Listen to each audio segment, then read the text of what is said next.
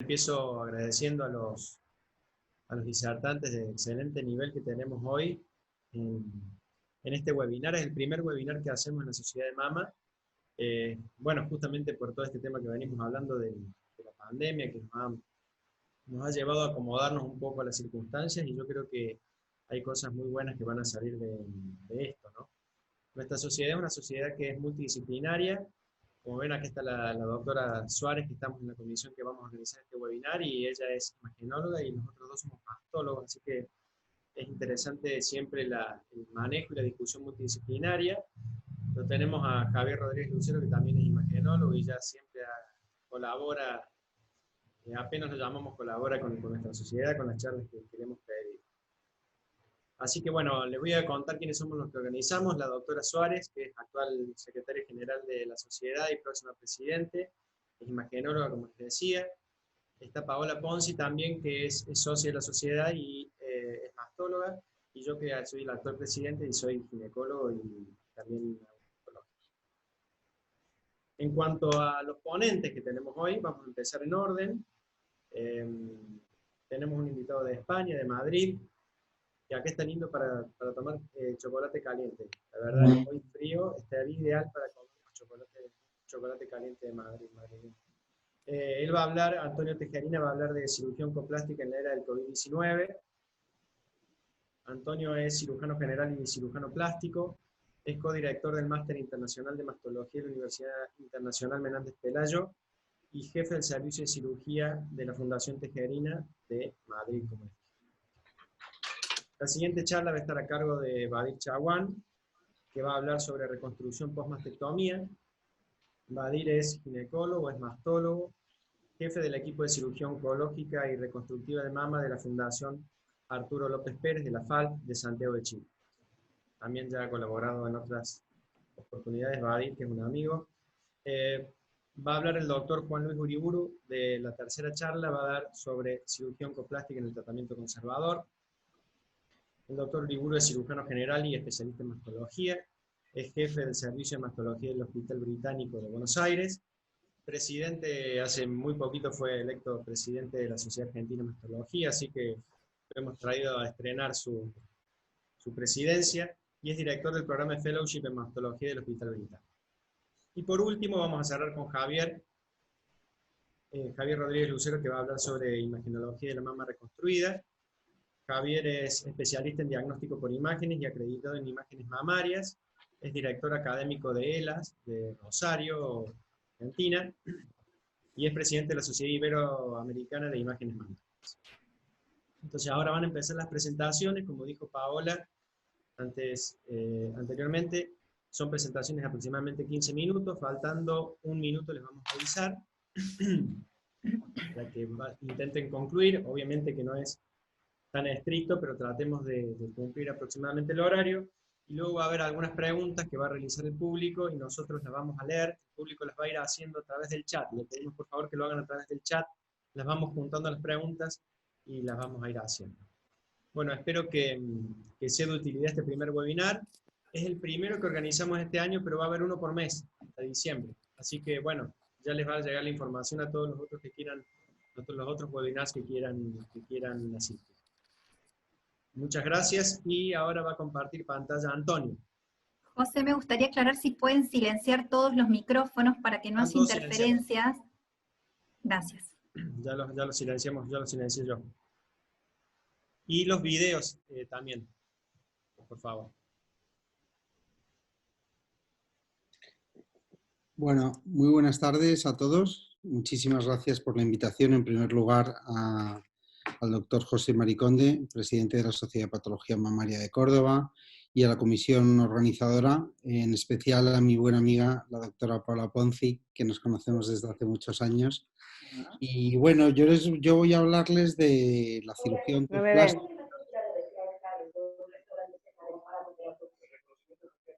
¿Sí?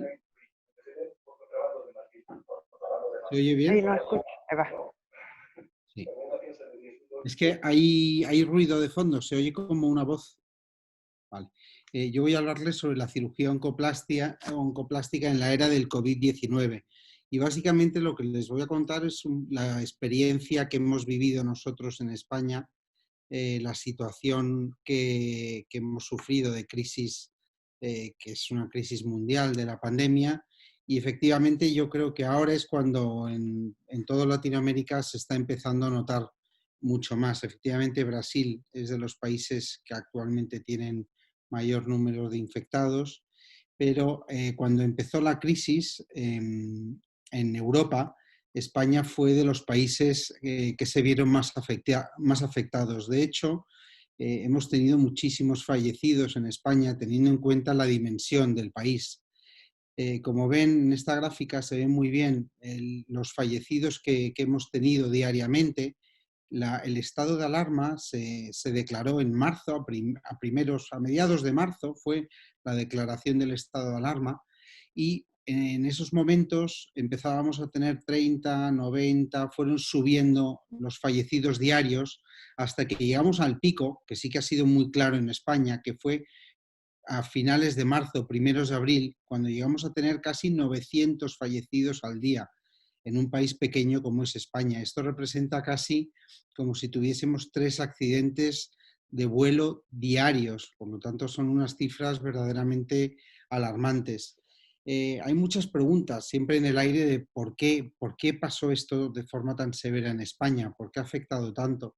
En España, efectivamente, hubo al principio de la crisis, nuestros gobernantes nos decían que estuviésemos tranquilos en enero, que España como mucho iba a tener 1 o 2 casos, algún que otro caso diagnosticado. Y por lo tanto, realmente hubo una falta de previsión. Esto nos lo decía el director de Coordinación y Alertas Sanitarias de nuestro país. Y realmente nos lo estaban diciendo a finales de enero. Por lo tanto, esta falta de previsión también llevó a que incluso la información que recibíamos era poco acertada. Ahora mismo todo el mundo sabe que es necesario utilizar las mascarillas, pero cuando nosotros entramos en el pico de la crisis del coronavirus, de la pandemia, para nosotros se nos estaba diciendo que no usase la población mascarillas. Entonces, todo esto ha supuesto que España al principio se viese muy afectada. Al mismo tiempo sucede que en Madrid en marzo, pues en ese momento habían muchos eventos deportivos, como el partido del Madrid-Barcelona, en el cual yo estuve y por fortuna ganó el Real Madrid, por lo tanto tuvo una cosa buena. Existieron mítines políticos en esas fechas, a pesar de que ya se empezaba a hablar de que no podían existir estas reuniones. Incluso fue la reunión internacional la manifestación de las mujeres en la reunión internacional que hubo polémica en torno a si se debía o no realizar, y esto fue el 8 de marzo. Y lo que se comenta es que este tipo de reuniones favoreció un poco a la propagación del virus de forma tan rápida como sucedió en España. Estos fueron los datos que yo presenté en un webinar del grupo de Greta, del doctor Mauricio Nava, que se presentó en abril, en el cual diferentes personas de todo el mundo pues presentamos lo que estaba sucediendo en nuestros países para en el momento pico de la crisis ver cómo debíamos actuar. Y ya en ese momento teníamos 13.000 muertos en España. En estos momentos las cifras oficiales de fallecidos son de unos 28.000 fallecidos por coronavirus. La realidad es que posiblemente las cifras son mucho más altas en todos los países. ¿Por qué? Porque estas cifras son de pacientes confirmados con test positivo y como todos saben, los test no los hemos tenido disponibles hasta hace recientemente poco tiempo. Las noticias buenas, que creo que es importante para todos ustedes que lo sepan, es que gracias al confinamiento riguroso y después de España estar casi 60, hemos estado más, 70 y tantos días de confinamiento, vimos cómo las cifras de muertes empezaban a bajar y las cifras de infectados también. Por lo tanto, esa es la información buena con la que nos tenemos que quedar, que estos datos afortunadamente se están cumpliendo en todos los países que han cumplido de forma estricta el confinamiento. ¿Qué es lo que sucedió al inicio? Pues lo que todos saben es que al principio hubo un colapso completo de los sistemas sanitarios y por lo tanto llegaron incluso los quirófanos de los propios hospitales, se utilizaron como unidades de cuidados intensivos. En esos momentos, al principio, en marzo, no teníamos test de diagnóstico ni para los médicos ni para los pacientes, no teníamos sistemas de protección individual, los famosos EPIs, no contábamos con ellos, y gran parte de los hospitales en mi ciudad, en Madrid, estaban en fase 2 y en fase 3 de la clasificación ACS americana, que quiere decir que no se podían realizar cirugías de ningún tipo, ni oncológicas, ni reparadoras, de ningún tipo. ¿Por qué? Porque los hospitales no contaban con camas suficientes para poder llevar a cabo todas estas operaciones. Es cierto que a lo largo de la crisis del coronavirus ha sido una situación dinámica que ha ido cambiando constantemente semana a semana. Y de hecho, al principio no estábamos confinados en el mes de marzo, luego ya la gente se tomó estrictamente el confinamiento, empezamos a tener test rápidos, sistemas de protección y poco a poco, según los hospitales se fueron descongestionando, la actividad quirúrgica oncológica se empezó a realizar. Como saben, no sé si lo saben, en España coexiste un sistema nacional de salud pública y también un sistema de medicina privada. Y durante toda la crisis, afortunadamente, ha existido una buena colaboración entre ambos sistemas de salud, lo que ha permitido el derivar pacientes para ocupar camas hospitalarias. En relación a la actividad quirúrgica, a nivel se ha mantenido la actividad oncológica en aquellos hospitales que no estaban saturados y que disponían de quirófanos y de camas para hospitalización. Lo que se ha intentado realizar y hemos realizado es establecer circuitos especiales para las cirugías oncológicas, que yo creo que esto ha sido clave. Nosotros lo que hicimos en parte fue intentar hacer sobre todo actividad de hospital de día y, vuelvo atrás, intentar hacer mucha actividad de hospital de día para establecer circuitos cerrados y que los pacientes se pudiesen ir a su casa el mismo día, ya que no disponíamos de camas de hospitalización. Estamos hablando en el mes de marzo y abril, sobre todo. En relación a la actividad quirúrgica, la mayoría de las sociedades médicas de España recomendaron suspender toda la actividad quirúrgica que no fuese urgente o estrictamente necesaria. Ello ha implicado que a nivel de la mama todo lo que es la cirugía estética se canceló en el mes de marzo y la duda es cirugía reconstructiva de mama. ¿Se podía? ¿No se podía realizar? En torno a esto ha existido mucha polémica. Porque se ha interrumpido en la gran mayoría de hospitales públicos todo lo que es la actividad de la cirugía reconstructiva se suspendió. En los principales hospitales se dejó de hacer cirugía reconstructiva de mama. Esto quiere decir que desde el mes de marzo no se han realizado reconstrucciones mamarias. Es cierto que durante bastante tiempo tampoco se realizó cirugía oncológica, pero a mediados de abril, poco a poco los hospitales fueron recuperando capacidad para empezar a hacer cirugías oncológicas, pero todo lo que es la cirugía reconstructiva en los hospitales públicos se interrumpió. Lo más importante al principio de la crisis, que es en la situación que están ustedes en algunos países de Latinoamérica, es que teníamos que establecer prioridades urgentes para determinar qué pacientes eran prioritarios. Y como estábamos comentando antes, aquellos pacientes que estaban previamente con neoadyuvancia eran pacientes prioritarios, aquellos tumores triples negativos debían operarse cuanto antes o cuando había sospecha de una recaída, eran situaciones prioritarias y obviamente aquellas situaciones no urgentes como tumores, lesiones benignas o segundos tiempos de reconstrucciones no se ha estado realizando. La clave básicamente es que si existe capacidad de los propios hospitales para realizar cirugía oncológica, se puede mantener esa actividad. Y yo creo que eso es una guía de ruta que todos debemos tener. En cuanto a la cirugía que hemos estado realizando, únicamente la hicimos la fase inicial y durante toda la parte inicial de la crisis en pacientes oncológicos, con confirmación de que teníamos test de PCR negativos 48 horas antes de la cirugía, pero estos test de PCR solo los hemos tenido disponibles a partir de mediados de abril. Por lo tanto, al principio no sabíamos ni siquiera identificar si los pacientes estaban infectados o no. Intentamos preconizar la cirugía de hospital de día, no utilizar drenajes, hacer cirugías rápidas, evitando complicaciones y, como decía, cirugía conservadora siempre que fuese posible. Sobre todo esto en la fase inicial que nos obligaba a dar de alta a los pacientes el mismo día porque no teníamos camas. Lo que hicimos fue establecer estos circuitos cerrados de tal forma que los pacientes no estaban en contacto con otras personas del hospital y estaban en un hospital de día completamente aislado del resto del hospital.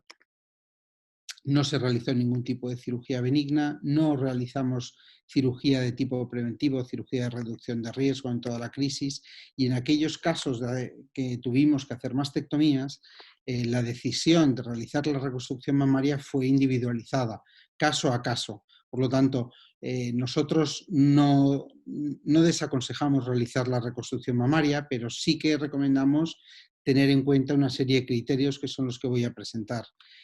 Nosotros en la Fundación Tejerina, en todo este tiempo de la crisis, en estos 3 meses, decidimos no realizar reconstrucción autóloga, a excepción de casos en que fuese necesario hacer una cobertura cutánea.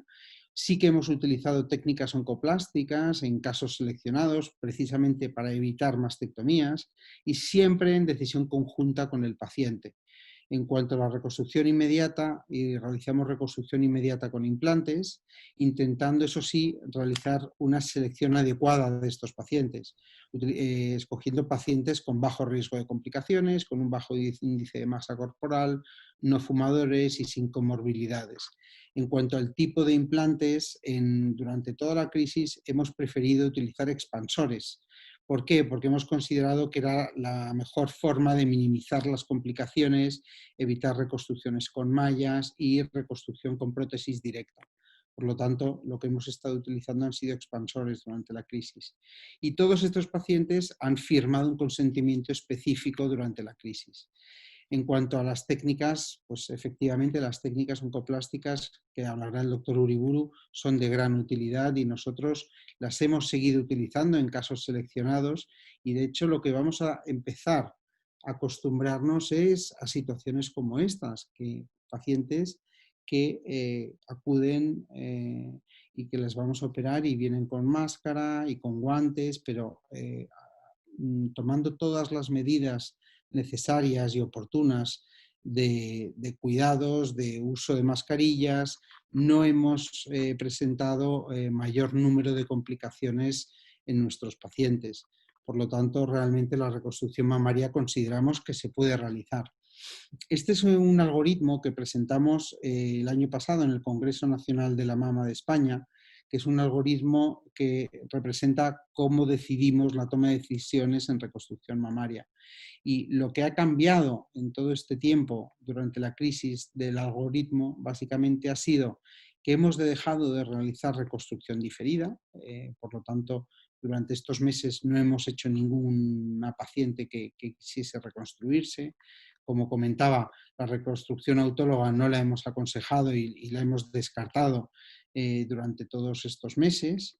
Reconstrucción híbrida tampoco, quiere decir que no hemos estado haciendo lipofillings durante este tiempo, básicamente para minimizar las complicaciones y hacer cirugías más cortas. En los pacientes que han precisado de realizar una mastectomía bilateral por presentar un cáncer bilateral y han optado por hacer una reconstrucción, sí que lo hemos realizado, como decíamos, pero hemos intentado hacer siempre reconstrucción con implantes y sobre todo reconstrucción, como les decía, en 2 tiempos, utilizando expansores, porque consideramos que es la forma para minimizar las complicaciones en esta situación que hemos vivido y queríamos minimizar los tiempos de ingreso hospitalario. Para concluir y mantenerme en el tiempo, decir que la pandemia ha afectado de forma diferente dependiendo de la zona del país y por lo tanto es importante que no tengamos medidas muy estrictas. Creo que si un hospital puede garantizar la actividad quirúrgica y puede realizar cirugía oncológica, lo debe hacer. Y por tanto, la reconstrucción mamaria se puede realizar siempre y cuando se cumpla que el hospital mantenga una situación ideal para realizarlas. Cuando los recursos hospitalarios, por tanto, se puedan garantizar, debemos dar la posibilidad de realizar tanto reconstrucción mamaria como técnicas oncoplásticas a nuestros pacientes. Y nosotros no hemos tenido mayor número de complicaciones a pesar de haber seguido durante toda la crisis. Hemos seguido realizando reconstrucción mamaria y técnicas oncoplásticas en todos estos casos. Para acabar, decir que afrontamos la pandemia del COVID-19 con adaptación, porque es lo que nos queda, y con resiliencia. Y les animo a todos a seguir adelante, seguir estos pasos, porque verdaderamente se sale de la crisis y afortunadamente nosotros ahora mismo estamos realizando una actividad quirúrgica completamente normal, incluso la cirugía plástica, ya estamos haciendo ya cirugías estéticas y todo tipo de actividad quirúrgica de todas las especialidades. Así que muchísimas gracias por la invitación.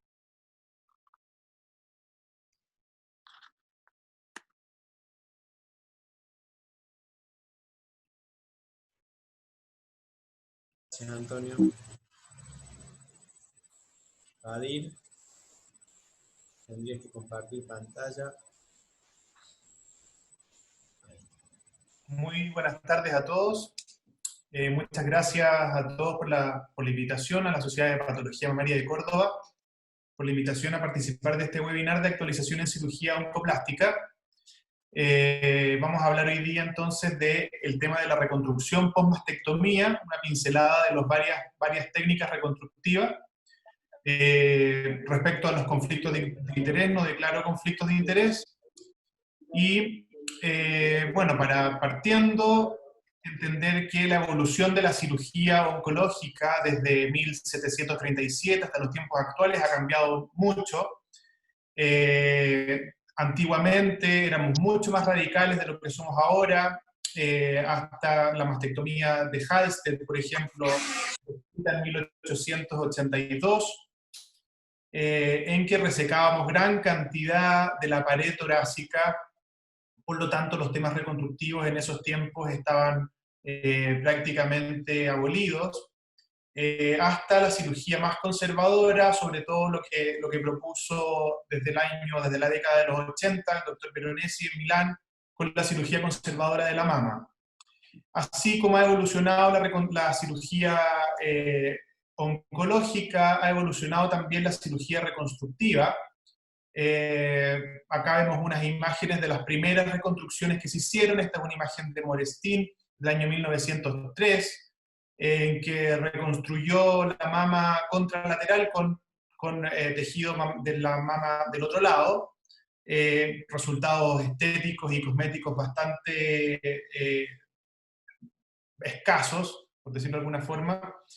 Y después, posterior a eso, se empezó a crear la idea de que la reconstrucción mamaria era muy importante por el tema psíquico de las pacientes. El tema de restablecer la mama tenía una cosa muy de la parte emocional y psíquica de las pacientes.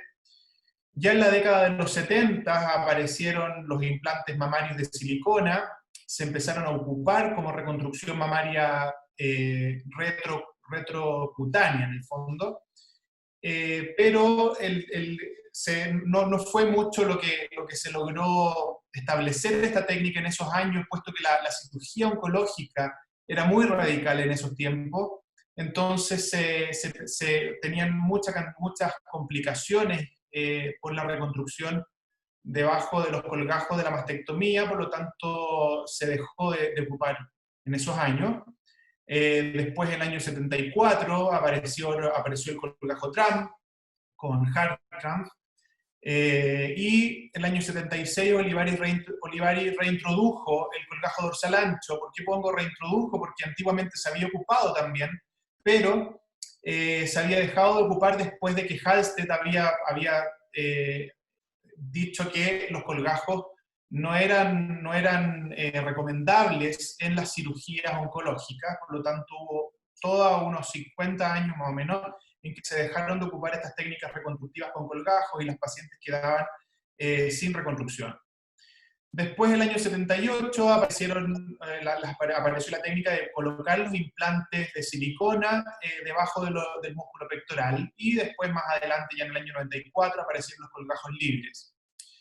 Como vemos entonces, en lo oncológico hemos sido cada vez más conservadores, con la cirugía conservadora, con radioterapia, el linfonodo centinela, y dejando la mastectomía para casos particulares, especialmente cuando lo que buscábamos era ahorrar piel, ahorrar fascia y ahorrar el complejo areola-pezón. Por lo tanto, la mastectomía solo quedó para casos seleccionados cuando, por ejemplo, existe una disrelación de la mama tumor sin respuesta a quimioterapia neoadyuvante, cuando tenemos multicentricidad, o sea, tumores en distintos cuadrantes de la mama, un carcinoma in situ extenso, o tenemos contraindicación de radioterapia, o cuando existe deseo de la paciente por un alto riesgo hereditario. La reconstrucción mamaria viene entonces a mejorar la calidad de vida de las pacientes restableciendo la imagen corporal, tanto en volumen como en forma, disminuyendo la ansiedad y la depresión de las pacientes y mejorando la sociabilidad y la sexualidad, mejorando la autoestima. Debe ofrecerse entonces idealmente a todas las pacientes que van a ser sometidas a una mastectomía, excepto en los casos especiales como por ejemplo cuando tenemos satelitosis cutánea, diabetes no controlada, enfermedades de la microcirculación, tabáquicas crónicas o enfermedades inmunitarias. Podemos clasificar las reconstrucciones mamarias en dos grandes grupos, de acuerdo al momento de la reconstrucción, por ejemplo, cuando tenemos reconstrucciones inmediatas, especialmente cuando hemos logrado hacer mastectomías con ahorro de piel y del complejo areola-pezón, se asocia la reconstrucción inmediata con cicatrices más limitadas, procedimientos en un tiempo, y una mayor simetría con la mama contralateral con un mejor resultado cosmético. Mientras que las reconstrucciones diferidas en general se hacen cuando la mastectomía ha sido con extirpación de la piel y del surco mamario, pues las cicatrices en general son más extensas y requiere simetrización contralateral. En cuanto a los tipos de reconstrucción, sabemos que existen diferentes tipos, los tejidos autólogos, como los colgajos pediculados, como el TRAM, el dorsal, cada vez, al menos en nuestra realidad, los ocupamos menos. Hoy en día ocupamos básicamente reconstrucciones con implantes, pero también cuando necesitamos colgajos, estamos haciendo una mayor proporción de colgajos libres, como el DIEP, es el colgajo de elección hoy en día, y también lipotransferencia. Implante, ya sea con expansor implante o implante inmediato, y reconstrucción mamaria combinada con implante más colgajo o implante más lipotransferencia. Aquí vemos un esquema básico de lo que se trata el TRAM. El TRAM hoy en día no lo ocupamos en forma muy ocasional, sin embargo hay en algunos centros, porque esto depende mucho de la realidad de cada centro, y algunos centros que todavía están ocupando mucho TRAM. Es esta reconstrucción con el músculo recto anterior, en que se tuneliza y se saca por la mama para reconstruirla con este colgajo que viene pediculado con el recto. El DIEP es algo que cada vez lo estamos ocupando más, es parecido al TRAM en cuanto a la porción de tejido adiposo de la pared abdominal que resecamos. Sin embargo, este es un colgajo libre que requiere una formación en microcirugía para anatomosar los vasos epigástricos a los vasos mamarios internos. Por lo tanto, es una cirugía larga, una cirugía que requiere mucha especialización por el cirujano que la hace. Entonces, es muy escaso para tenerlo disponible en la gran mayoría de los centros en los que nosotros trabajamos. El dorsal ancho es un colgajo de salvataje que habitualmente lo ocupamos en muy poca proporción hoy en día. Hoy en día la gran mayoría de las reconstrucciones las hacemos con implante o con expansor implante. El colgajo dorsal, sin embargo, nos ayuda cuando tenemos pacientes que están irradiadas, ya sea utilizando un expansor o un implante detrás de este colgajo de dorsal, o bien un dorsal extendido que nos permite ocuparlo solo. El expansor, como vimos recién, es esta prótesis en el fondo de silicona que viene vacía, que lo podemos lograr poner ya sea detrás de los colgajos de la mastectomía o bien detrás del músculo pectoral, de acuerdo a la realidad de cada paciente, al tema oncológico y al grosor de los colgajos. Es lo que más ocupamos hoy en día. En Estados Unidos cerca del 81% de las reconstrucciones son en 2 tiempos con expansor y luego cambiándolo a una prótesis definitiva.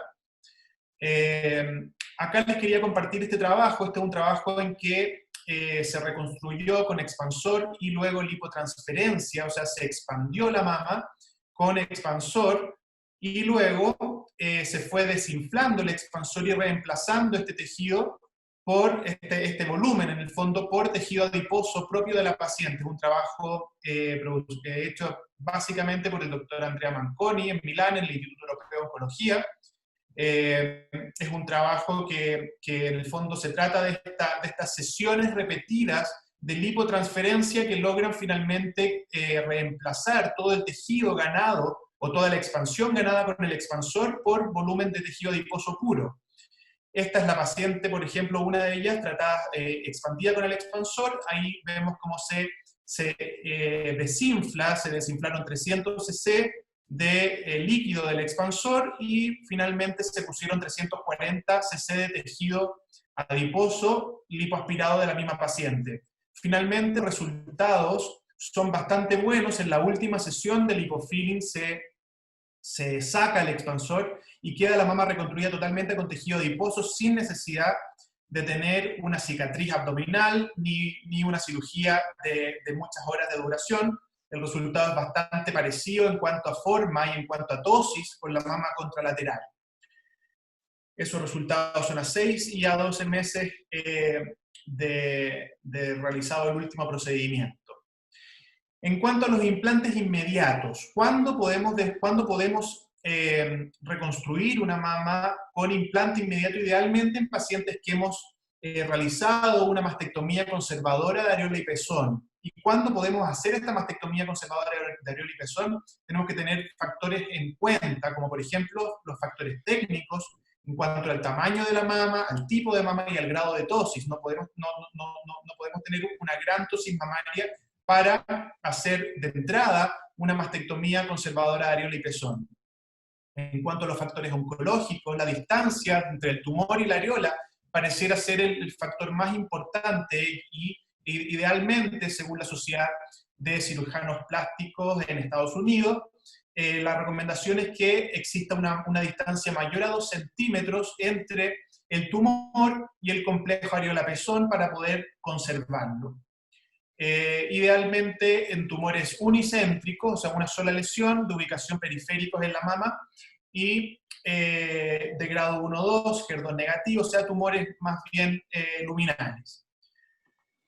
En cuanto a la selección técnica del paciente, idealmente las pacientes deben tener una mama relativamente pequeña, con un grado de tosis bajo, hasta grado 1-2, con un volumen mamario a resecar hasta 500 gramos y considerar siempre las cicatrices previas y el tipo de reconstrucción puede ser con expansor implante o bien con implante inmediato de acuerdo a la calidad de los colgajos que hemos logrado obtener. ¿Qué ventajas tiene poner un implante inmediato? Que es un solo tiempo quirúrgico, es un costo menor, puesto que nos ahorramos una cirugía, ideal en pacientes mayores para evitar una segunda cirugía, mientras que las desventajas son que el resultado cosmético puede ser menor que obtenerlo en 2 tiempos, la tasa de revisión puede ser mayor, en muchas ocasiones se requiere malla, que a veces aumenta los costos, existe más riesgo de necrosis cutánea y requiere conservar más piel, y lo ideal es que también es para mamas relativamente pequeñas, mientras que el expansor implante tiene las ventajas de que tenemos un mejor resultado cosmético en general, no requiere malla, menor riesgo de necrosis cutánea es independiente del volumen cutáneo, mientras que las desventajas son los 2 tiempos quirúrgicos, por ende un mayor costo y requiere en general más simetrización contralateral. Esta es una paciente reconstruida con implante inmediato, con una mastectomía conservadora de areola y pezón, en que el resultado final es bastante aceptable, es una mastectomía bilateral. Y esta es otra paciente en que hicimos una mastectomía también total, pero reconstruida en 2 tiempos con expansor y prótesis. Logramos obtener un mayor volumen mamario que lo que tenía la paciente previamente, con una incisión bastante cosmética que se pasa bastante desapercibida en el surco mamario. Pero, ¿qué es lo que pasa en este caso? Esta es una reconstrucción retropectoral, que como podemos ver, cuando la paciente hace cualquier movimiento con su brazo, ya sea apoyándolo, haciendo un movimiento de cualquier tipo, la mama, existe esta deformidad animada que deforma la mama y se ve bastante feo. O sea, el resultado inicial era bastante favorable, sin embargo, cuando la paciente hace algún movimiento, el resultado cae. Esta es una paciente también reconstruida con expansor implante retromuscular, que había tenido un cáncer de mama. Vemos que inicialmente la paciente, cuando la conocimos, ya había presentado un cáncer en su mama izquierda.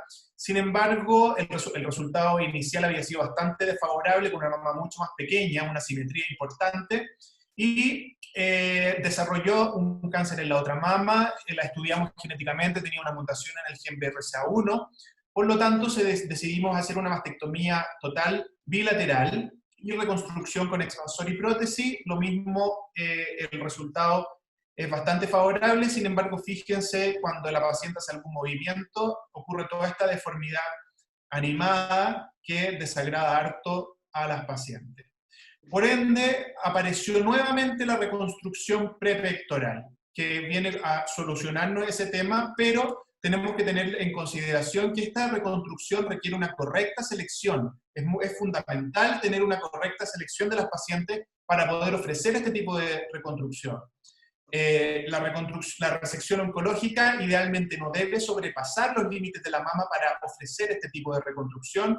Es importante preservar muy bien los colgajos, preservarlos con la vascularización de los colgajos cutáneos y respetar el tejido adiposo subcutáneo.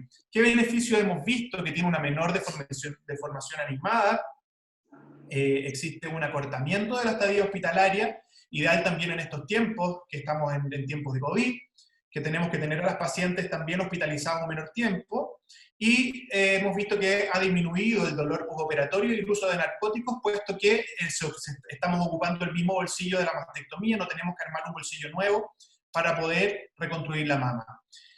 Es súper importante tener esta consideración, que es el grosor del colgajo, o sea, tener la idea de que este tipo de mastectomía la podemos ofrecer en pacientes que tengan una cantidad o un colgajo adiposo importante. Acá tenemos esta paciente que tiene un grosor aproximado de 1 centímetro, 1,5 centímetros, hasta 2 centímetros en algunas partes de tejido adiposo. Por lo tanto, la evaluación mamográfica es súper importante para poder decidir este tipo de reconstrucción prepectoral. ¿Cuáles son las contraindicaciones para reconstruir este tipo de pacientes? Por ejemplo, que los colgajos de piel nos queden muy delgados, que tengan pobre vascularización, que estén isquémicos, obviamente. La historia previa de radioterapia también sería una contraindicación para hacer este tipo de reconstrucciones, puesto que nos va a aumentar mucho la pérdida de implante. Pacientes con obesidad, con índice de masa corporal mayor de 40, pacientes inmunocomprometidas, diabéticas no controladas, fumadoras. Y respecto a las contraindicaciones oncológicas, en general son tumores grandes, tumores que comprometen la pared, y compromiso importante de los ganglios linfáticos o alto riesgo de recurrencia.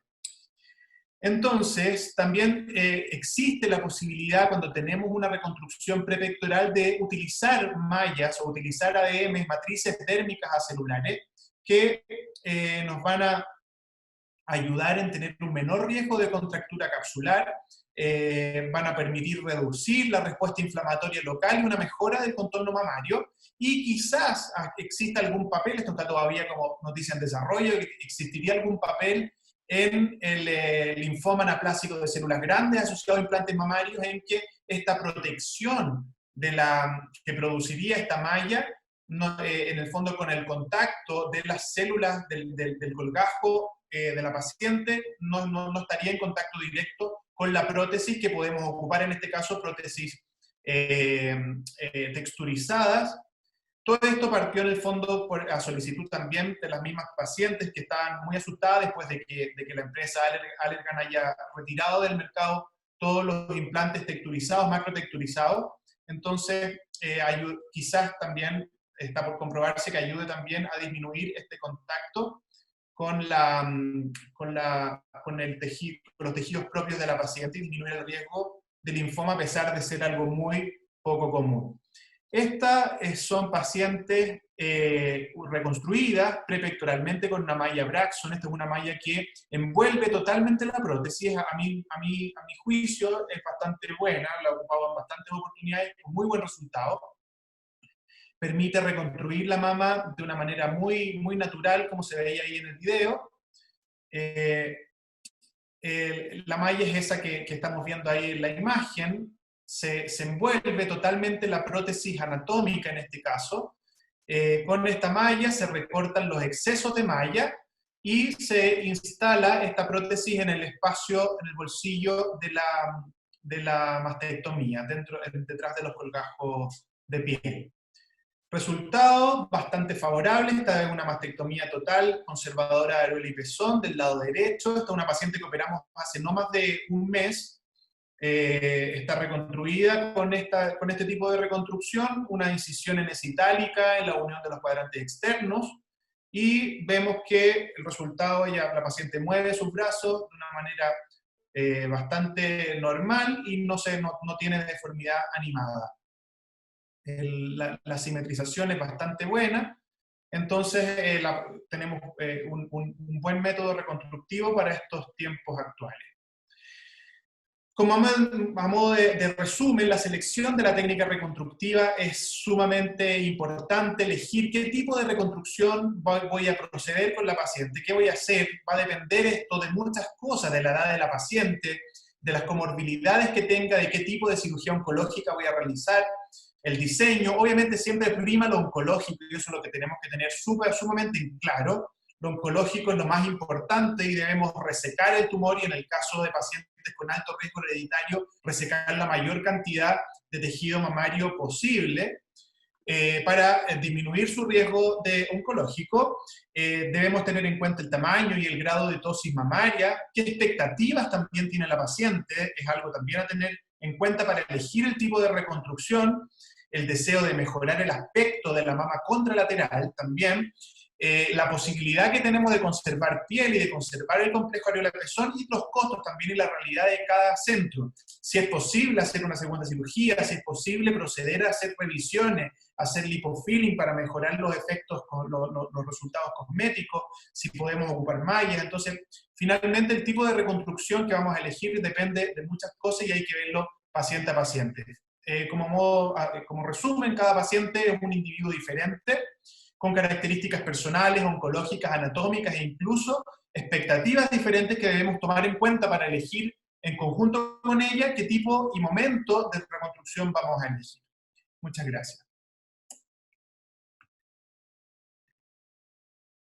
Excelente, Badi.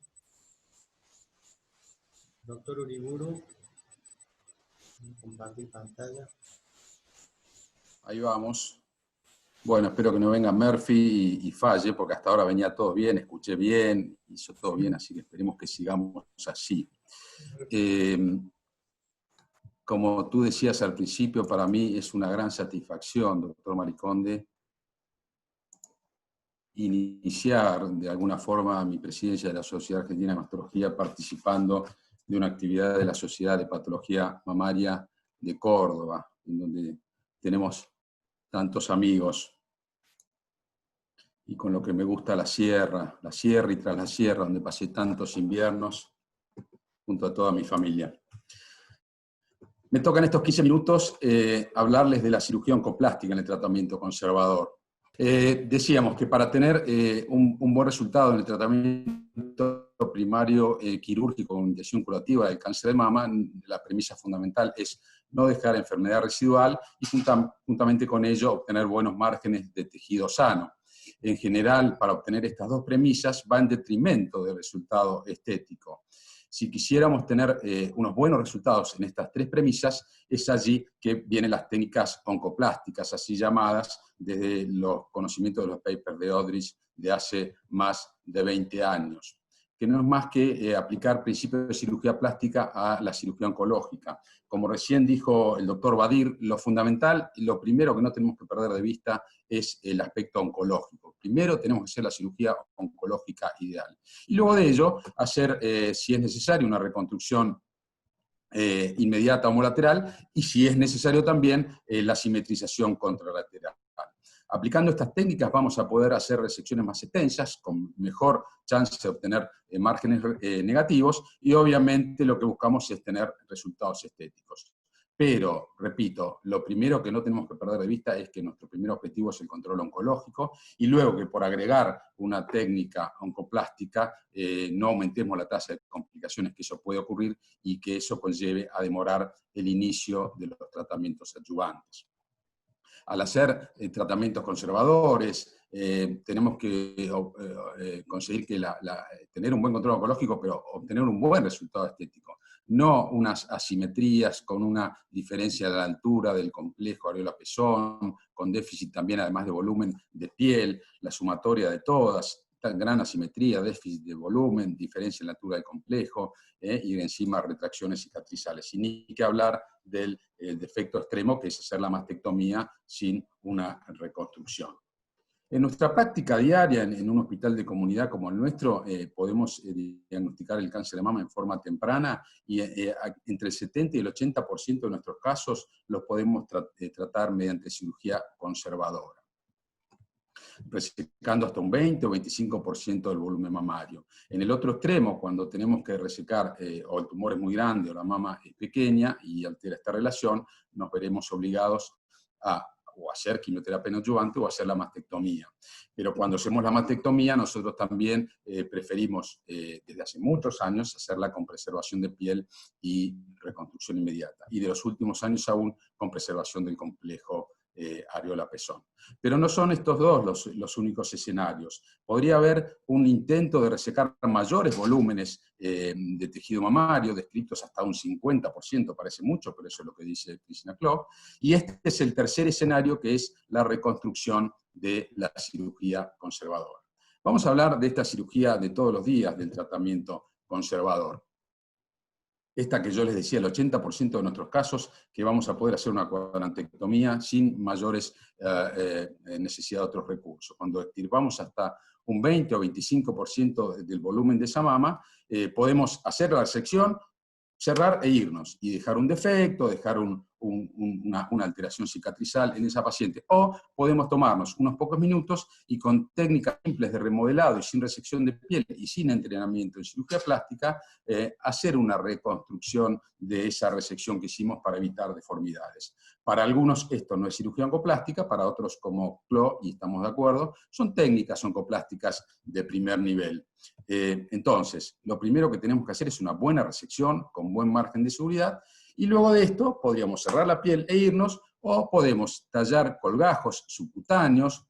Lo mismo podemos tallar en la retroglándula prepectoral y también en la retroareola, para no dejar esta los, sino cerrarla, y al momento del cierre de estos labios de la cuña que resecamos, no tener tracciones ni de piel ni del complejo areola-pezón. Esto ya lo describía el doctor Uriburu en su libro por 1977, cuando vemos los gráficos de resección en cuña de la glándula y vemos cómo se ha despegado la parte subcutánea y cómo se ha despegado también retroglandular para hacer el cierre de esa cuña sin tracción en la piel y en el complejo.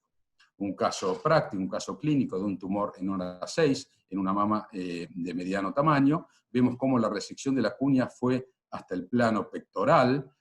Luego hacemos el tallado retroglandular, y lo mismo hacemos en la zona subcutánea, para que al cerrar estos labios de la cuña, como vemos aquí, no haya tracción de la piel ni del complejo areola-pezón.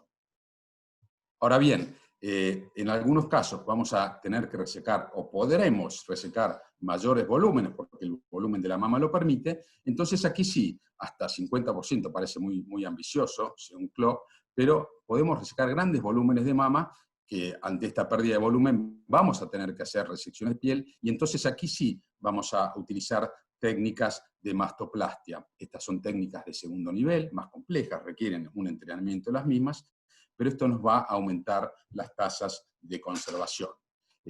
Clásicamente, si la mama es de mediano a gran tamaño, podemos utilizar estas técnicas de desplazamiento de volumen. Ahora, si la mama es de mediano a pequeño tamaño, ya no vamos a tener tejido mamario para desplazar y lo vamos a tener que reemplazar.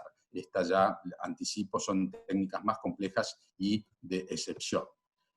¿Cómo abordamos el tumor en estos casos de reconstrucción de la cirugía conservadora? Las dos primeras variables, el tamaño del tumor y el volumen mamario, nos van a definir si vamos a conservar o si no vamos a poder conservar esa mama.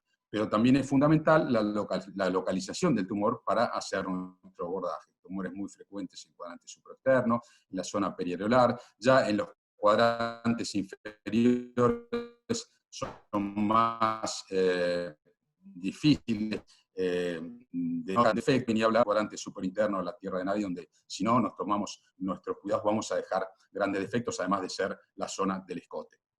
Hace unos años, a partir de la Sociedad Argentina de Mastología, convocamos distintas sociedades afines para hacer un consenso nacional e intersociedad sobre cirugía oncoplástica de la mama. Esto lo van a ver en la página de la Sociedad Argentina en todas las partes. Y está bien esquematizado la reconstrucción, tanto por mastectomía en forma inmediata y diferida, y también a la localización del tumor, si este es central, si está en la hora 12, si está en la hora 6, si es lateral o si es medial.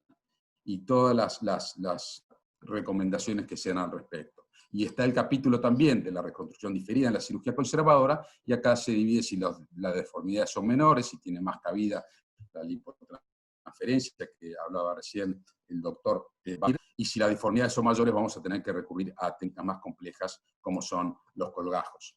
En forma esquemática, y esto también tomado de Clough, veamos qué técnicas de mastoplastia podemos utilizar según la localización del tumor. Si es en hora 12, podemos hacer clásicas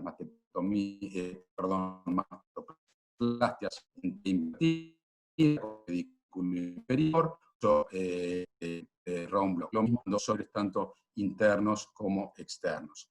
Cuando es en hora 6, hacemos la misma mastoplastia invertida, pero en este caso círculo superior, y si son en cuadrantes inferiores o mediales o laterales, nosotros realizamos las técnicas descritas por Clough, que él denomina mamoplastia en B o mamoplastia en J. Y si el tumor es en cuadrante central, ya veremos algún ejemplo, hacemos el colgajo prendido de Grisotti del Instituto de Milán. Vamos a ver algunos ejemplos. El más típico es tumores de hora 6, en que hacemos la clásica mastoplastia. Esto nos permite grandes resecciones, con o sin pexia. Si hacemos pexia, eso ya nos va a obligar a hacer una consulta de cicatrización, pero con buenos resultados. Como en esta paciente perimenopáusica, que en su mama derecha no tenía un tumor de 4 centímetros, pero el tamaño de sus mamas, que ya tenía una asimetría, nos permitía hacer una gran resección, y todo esto que vemos aquí es margen de tejido sano.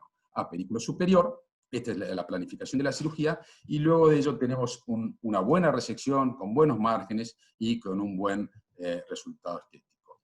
En este otro caso, en el cuadrante opuesto, un paciente que 5 años antes había sido operado de un carcinoma en la mama derecha, no se tomaron mayores recaudos, y al terminar su hormonoterapia a los 5 años desarrolla un tumor en la hora 12 de su mama izquierda. Se hizo la resección, era un tumor de 3 centímetros con márgenes comprometidos, pero con esta simetría todavía permitía hacer una resección de todo ese cuadrante superior, técnica de round block, una mastoplastia periareolar, y con esto obtuvimos buena tumonomía, buenos márgenes, parametría, o mediales o laterales.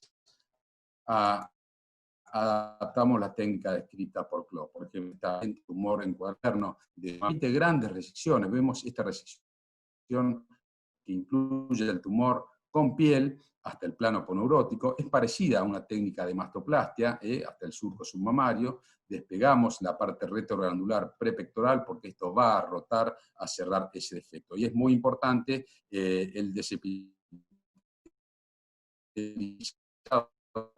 una media luna del areola extremo de la mamaria, para que estén dejando estos buenos resultados a mediano plazo, con una mínima asimetría, pero sin necesidad en este caso de hacer una simetrización contralateral.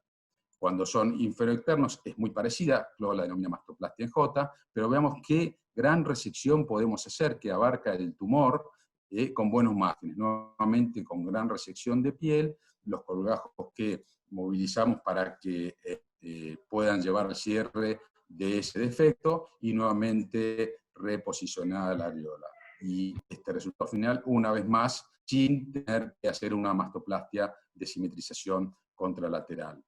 Dijimos cuando los tumores son centrales, que comprometen el complejo o la enfermedad de Payet, que hace unos años era sinónimo de mastectomía, podemos hacer una amplia cuadrante central y hacemos un colgajo rotadodermo graso aprendido Grisotti del Instituto de Tumores de Milán, con este resultado, que nuevamente tampoco puede quedar una simetría, pero tampoco es imprescindible la simetrización contralateral. Este caso clínico, una enfermedad de Paget del pezón, extendido un poco hacia la areola, con la resección de todo el complejo, el cuadrante central, hasta el plano aponeurótico. Esta es la resección del cuadrante central, y luego este colgajo dermoglasoglandular rota hacia el lecho de la cuadrantectomía con este cierre. En este paciente era una mama posible realmente completar con la simetrización. Por favor avísenme si no se me escucha bien, sería una pena. Y otro caso similar en la mama izquierda, con un buen resultado. Es fundamental en cualquiera de estas técnicas mencionadas el reparo del lecho con clips metálicos. Nosotros por convención usamos 3, uno en el vértice y otros 2 en los colgajos. Primero, más que nada, porque movilizamos colgajos y lo que es el lecho de la cuadrantectomía no siempre queda debajo de la cicatriz cutánea, y esto es muy útil para planear el boost de la radioterapia, y también lo es para, si hubiera márgenes comprometidos, tener que volver.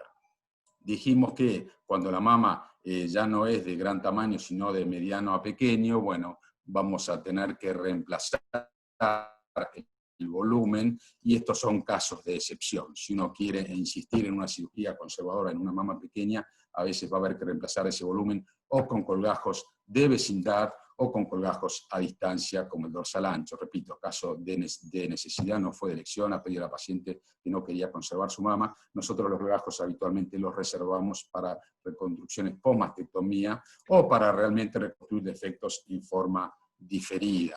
¿Cuándo hacer esta reconstrucción del tratamiento conservador? Bueno, este paper de Alexandre Muñoz nos muestra la comparación de una serie de reconstrucciones de cirugía conservadora en forma inmediata y la serie que la reconstruyeron en forma diferida. Y vemos cómo todas las variables son peores cuando es diferida. Las necrosis de piel se duplican en la reconstrucción diferida, la necrosis del complejo se duplican en la reconstrucción diferida, las infecciones se duplican, las dehiscencias de las heridas hasta triplican, y esto seguramente es consecuencia de la radioterapia, y las necrosis grasas también se duplican. Como consecuencia de esto, las cirugías de revisión de estas reconstrucciones también casi que se triplican cuando esta reconstrucción fue realizada en forma diferida y no en forma inmediata a la exéresis. Entonces, ¿se puede hacer la reconstrucción diferida luego de la cirugía conservadora? Sí, se puede, pero las técnicas de mastoplastia que hemos mencionado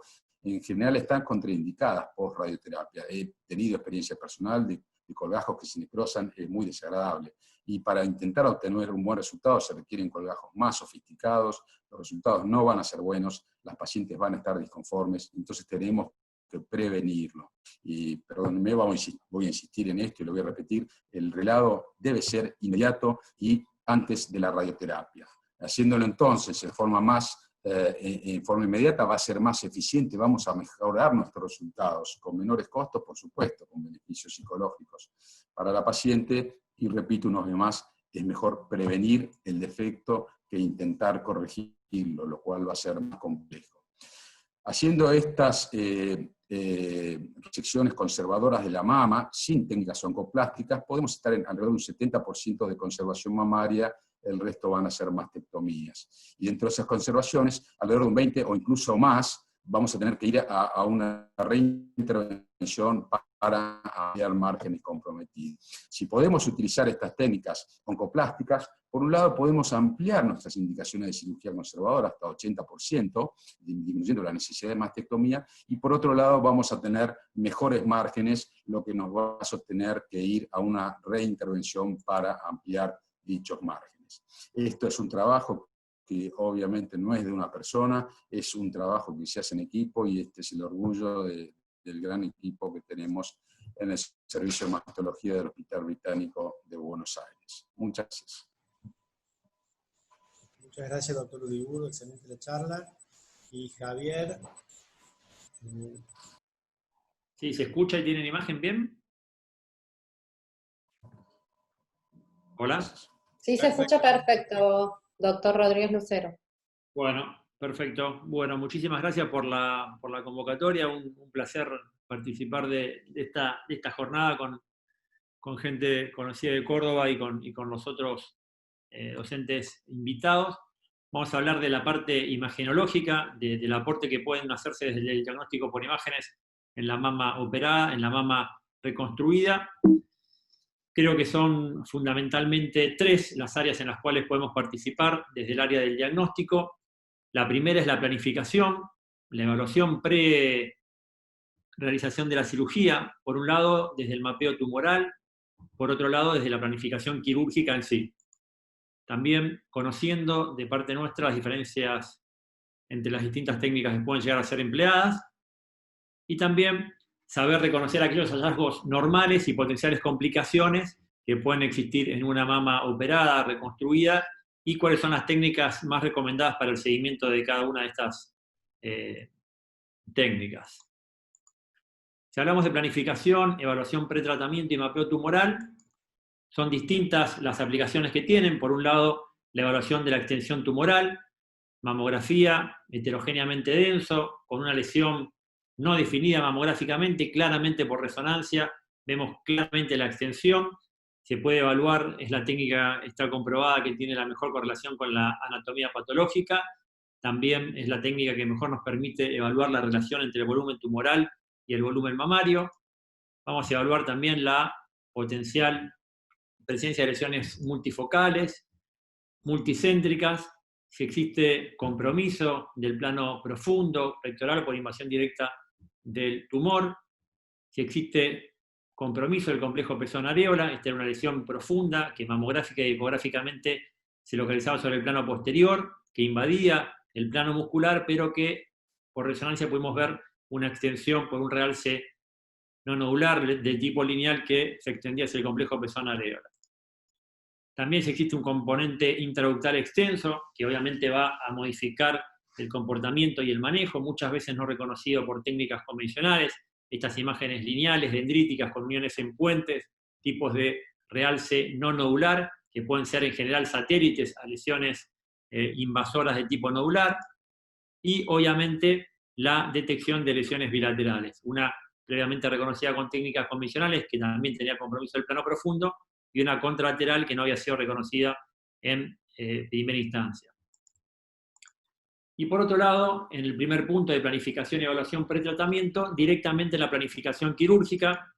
Estos son estudios que en realidad lo piden muy poco, pero se habló de TRAN, se habló de DIEP, y existen trabajos donde con tomografía computada multipista, este es un protocolo denominado de Navarra, de un grupo español, lo que se hace es reconocer aquellos vasos epigástricos, ver el calibre, la permeabilidad que tienen, la distancia con el plano umbilical como punto de reparo, exactamente la localización, si son realmente compatibles para realizar una técnica quirúrgica, y darle la información al equipo quirúrgico para ver si esa paciente puede ser beneficiada, obviamente, con este tipo de tratamiento, independientemente de las variables clínicas de la paciente, como se habló de potencial patología de la microcirculación, tabaquismo y demás.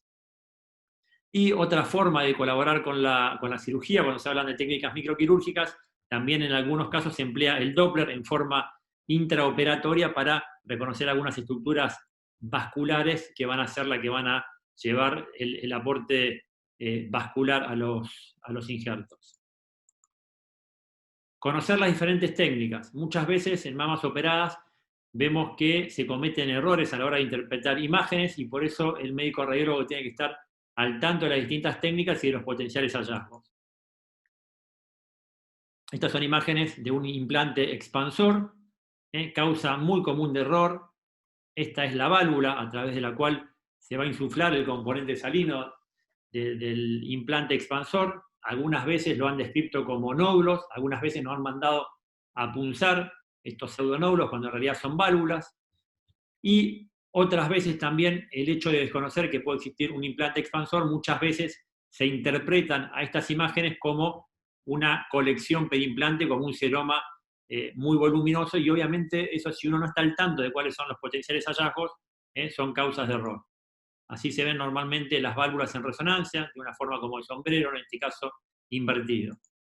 Y acá aplica muy bien la frase esta, que el que no sabe lo que busca, no entiende lo que encuentra. O sea, el radiólogo tiene que estar obligado a conocer cuáles son las técnicas quirúrgicas para saber qué puede encontrar en las pacientes que han sido sometidos a este tipo de procedimientos.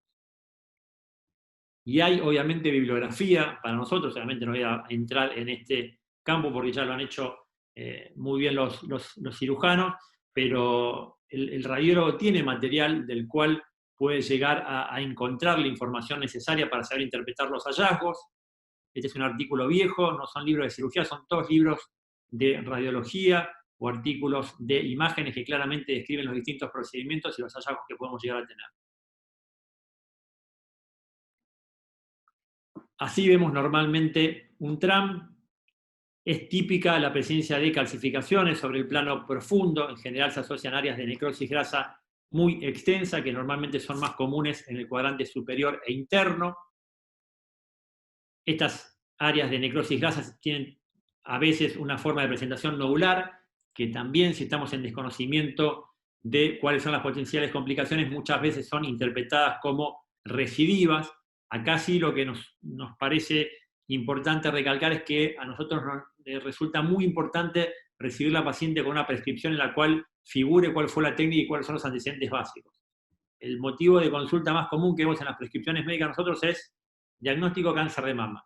No sabemos si la paciente fue operada, va a ser operada, fue reconstruida, está en quimio neoadyuvante, o sea, que nos aporten información y que sepamos nosotros qué podemos llegar a encontrar. Obviamente nosotros interrogamos a la paciente, si no la interrogamos tenemos una ficha para hacer interrogatorio, pero obviamente las pacientes no tienen información técnica directa que nos diga exactamente cuál fue el procedimiento al cual fue sometido.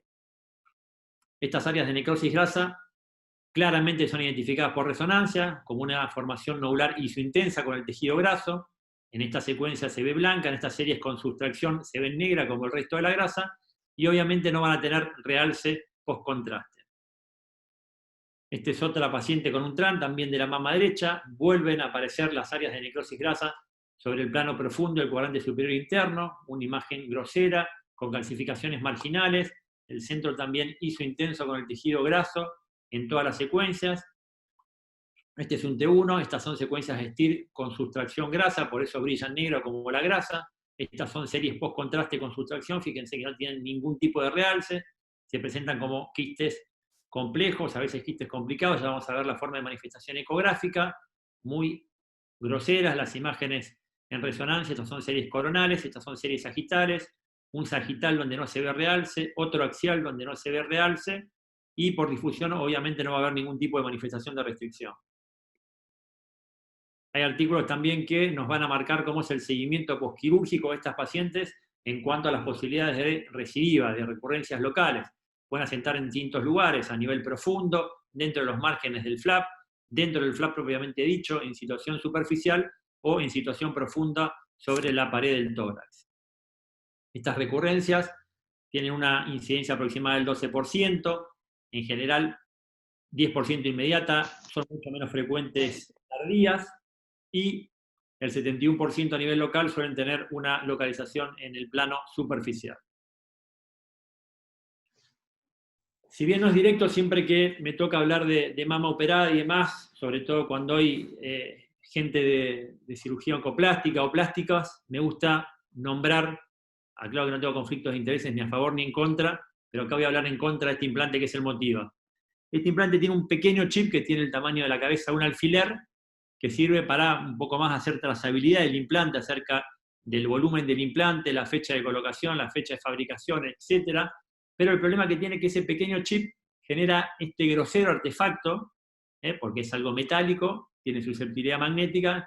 Este artefacto se denomina en alas de mariposa, no genera ningún perjuicio para la paciente desde el punto de vista de ser sometida al campo magnético, pero el problema es que este artefacto obviamente va a generar un agujero negro alrededor, tiene una incidencia del 100%, siempre se va a presentar, no tenemos series alternativas para evitarlo, y el problema es que este es un tipo de implante de los nuevos, de los denominados lisos, con todo esto del linfoma anaplásico están muy de moda, y al ser lisos con muchísima frecuencia se rotan. Fíjense que en estas dos imágenes sagitales Este está posterior, que es lo local, en este caso no perjudicaría tanto porque solamente afectaría la pared torácica, pero cuando se rota y va a parar hacia el plano anterior o a veces queda a nivel medial, toda la zona perichip genera un agujero negro que es totalmente indiagnosticable, o sea, queda totalmente nula esa zona para diagnóstico. Me parece una picardía en una paciente perder tanto diagnóstico simplemente por algo informativo que puede ser mantenido fuera de la paciente y no ser colocado en el interior de la mama. Pasamos al tercer punto, saber reconocer qué hallazgos normales y potenciales complicaciones podemos tener en una mama operada. Los dividimos en benignos y malignos. Los benignos, necrosis grasa, seromas, hematomas, engrosamiento cutáneo, trabecular, edema, áreas de fibrosis o distorsión, calcificaciones distróficas, cuerpos extraños como ya vimos implantes, expansores, clips vasculares, clips hemostáticos, los chips, las válvulas, etc. Dentro de los malignos, una recidiva única, múltiple, lesiones homo o contralaterales, presencia de adenopatías y en algunos casos hallazgos extramamarios. Tener en cuenta que la mamografía y la ecografía suelen haber mucha superposición de hallazgos, muchas veces indiferenciables, a la hora de saber separar si estamos frente a una recidiva o simplemente es una cicatriz desprolija. En estos casos la resonancia puede aportar algo y obviamente la última palabra, en el caso que consideremos que sea necesario, va a ser una biopsia. Este es un artículo muy viejo, del 92, pero no por eso pierde vigencia. Marca la intensidad a lo largo del tiempo de distintos hallazgos postquirúrgicos en la mama. Vemos cómo el edema, el engrosamiento cutáneo y la presencia de colecciones van a ir decayendo a lo largo del tiempo, mientras que otros hallazgos como las calcificaciones, las áreas de fibrosis y retracción van a ir siendo cada vez más evidentes. Esto habla de que es un proceso dinámico que transcurre a lo largo de mucho tiempo después de la cirugía y por eso, por ese dinamismo que tiene, obviamente radica la importancia de comparar siempre con estudios previos para evaluar sutiles cambios entre uno y el precedente. Los seromas y hematomas son muy complejos, obviamente van a ser cada vez menos frecuentes en el tiempo postquirúrgico, se pueden presentar como colecciones simples, a veces como quistes complicados o a veces como quistes complejos. Y un gran problema que tenemos muchas veces es la necrosis grasa. Todas estas imágenes son de necrosis grasa. Fíjense que se pueden manifestar como quistes simples, como quistes complejos, como quistes complicados, como nódulos completamente sólidas, como áreas de atenuación, porque muchas veces se asocian a calcificaciones marginales con sombra acústica posterior, y la versatilidad que tiene una única entidad histológica de presentarse a través de múltiples manifestaciones imagenológicas. Y por eso realmente la tenemos que tener siempre presente, aún sabiendo de que la forma de presentación es muy variable. Siempre tenemos que evaluar la localización con respecto al área quirúrgica propiamente dicha, correlacionar con los antecedentes, obviamente hacer un manejo polimodal, tanto con mamografía, ecografía, resonancia en el caso de ser necesario. En algunos casos quizás deberíamos seguirlos, en otros casos, ante la duda, va a haber que biopsiarla y evaluar cada caso en particular, y ha sido denominado en muchos artículos como la gran simuladora por las distintas formas de presentación que tiene. Por resonancia, ya vimos un ejemplo del TRAN, pueden ser nódulos isointensos con un brillo idéntico al de la grasa, pero lijos, como en este caso del ejemplo superior, sin realce post-contraste, o muchas veces pueden estar asociadas áreas de fibrosis, retracción mucho más irregular, pero obviamente vamos a tener la tranquilidad de que en general no van a realzar en los tiempos y en las secuencias postquirúrgicas.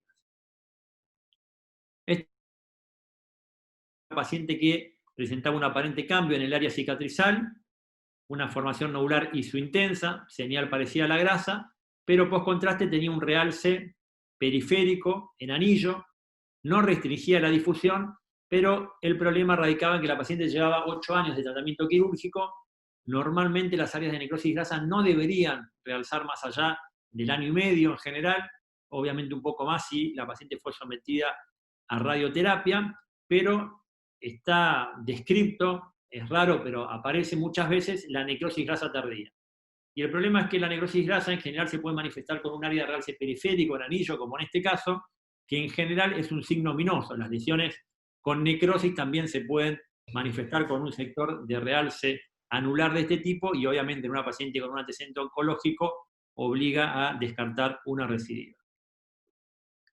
Con respecto a las áreas de fibrosis y cicatriz, obviamente son uno de los puntos más complicados. Acá, a la hora de realizar diagnóstico diferencial entre recidiva y cicatriz, muchas veces es complejo, muchas veces debemos recurrir a la biopsia. El tema de biopsiar esto es que muchas veces en este sector pueden coexistir una cicatriz propiamente dicha con una recidiva local, y si la biopsia nos informa solamente cicatriz, no podemos descartar totalmente en una biopsia percutánea que coexista con una vía de recidiva.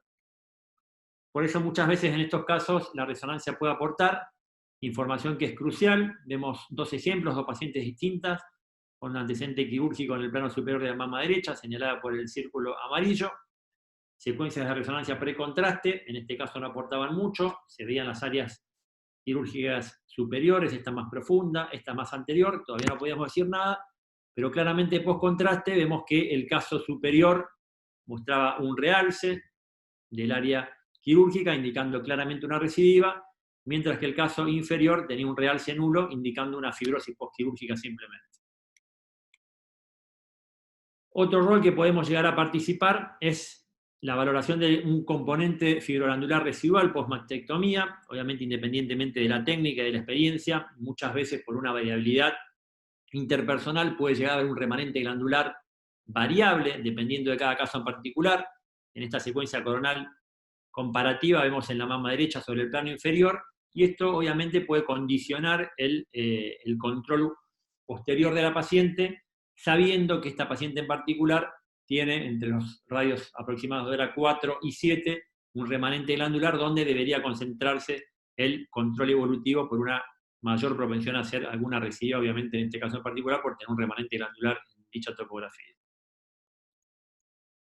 Con respecto a las guías y a los consensos para seguimiento de mamas operadas con distintos tipos de tratamiento, existe mucha disparidad, no existe un consenso único, tampoco existe un consenso acerca de la frecuencia, de los tiempos postquirúrgicos y demás. Estas son distintas organizaciones, mamografía, resonancia y ultrasonido, que dicen cada una con respecto a cada técnica. En esta otra publicación también distintas sociedades, la valoración física, la mamografía y la resonancia. En general, obviamente, todas coinciden que la mamografía es el método ideal, independientemente, salvo que sea una mastectomía completa con reconstrucción con implantes en las cuales no va a aportar, ¿no? Pero estamos hablando por ahí de pacientes con cirugías menores. En general creo que en nuestro medio abusamos mucho de la ecografía y quizás recurrimos poco a la resonancia, que me parece que tiene o debería tener un rol mucho más amplio para el seguimiento de este tipo de pacientes. Este es un artículo en el cual se hizo seguimientos de pacientes con tratamiento conservador por cáncer de mama con resonancia. La resonancia detectó 18 cánceres adicionales cada 1000 mujeres evaluadas. Estas 1000 mujeres evaluadas tenían en forma contemporánea mamografía y ecografía negativa, o sea que se aportaron 18 casos más. Se demostró una mayor utilidad en mujeres con diagnóstico al momento inicial de 50 años o menos. El diámetro promedio de las lesiones reconocidas fueron de 8 milímetros, axila negativa en el 100% de los casos, sensibilidad 92%, especificidad 82%. Y este otro artículo también es muy interesante porque compara el rendimiento de la resonancia en pacientes de alto riesgo, o sea, con mutaciones BRCA, por ejemplo, comparadas con pacientes con historia personal por cáncer de mama.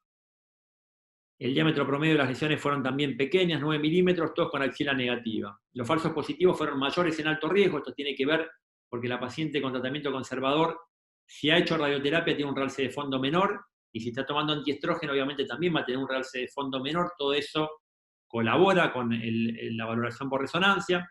Esto es el BPI, es justamente el realce de fondo, va a ser mayor en factor de alto riesgo comparado con historia personal. El valor predictivo positivo de las biopsias fue mayor en historia personal, la sensibilidad ligeramente superior, la especificidad también, y la incidencia de lesiones fue muy similar.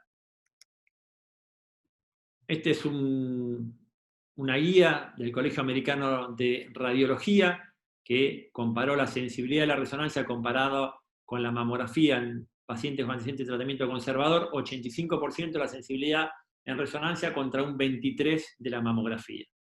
También reconociendo una mayor utilidad en pacientes con diagnóstico inicial por debajo de los 50 años, y obviamente siempre considerando y poniendo en la balanza la densidad mamaria de esa paciente para seleccionar cada caso en particular. Vemos un ejemplo, una mama extremadamente densa con un tratamiento conservador. Vimos los CLEPS hemostáticos. Esta es una categoría BIRAT2, pero con un valor predictivo negativo realmente muy bajo. En esa mama tan densa, realmente excluir patología es un poco osado, si se quiere. Misma paciente, resonancia de mama, un realce totalmente nulo.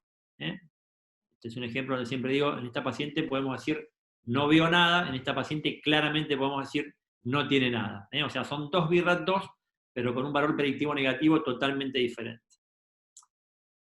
Pero obviamente esto no puede ser aplicado en forma masiva, sino que deberíamos tenerlo en cuenta considerando cada caso en particular, haciendo un screening personalizado, o sea, no haciendo un screening de talle único, sino evaluando las características y el riesgo particular de cada paciente.